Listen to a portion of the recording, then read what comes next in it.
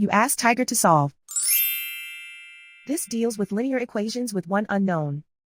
The final result is a equals -1/8. Let's solve it step by step. Simplify the expression. Group like terms. Simplify the arithmetic. Group all constants on the right side of the equation. Add 2 to both sides.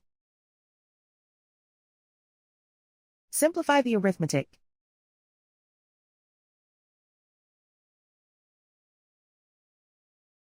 Isolate the a. Divide both sides by -16.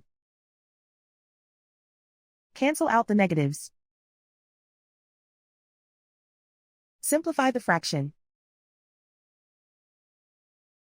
Move the negative sign from the denominator to the numerator.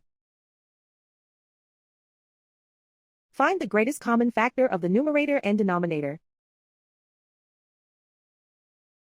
Factor out and cancel the greatest common factor. And so the final result is a equals -1/8.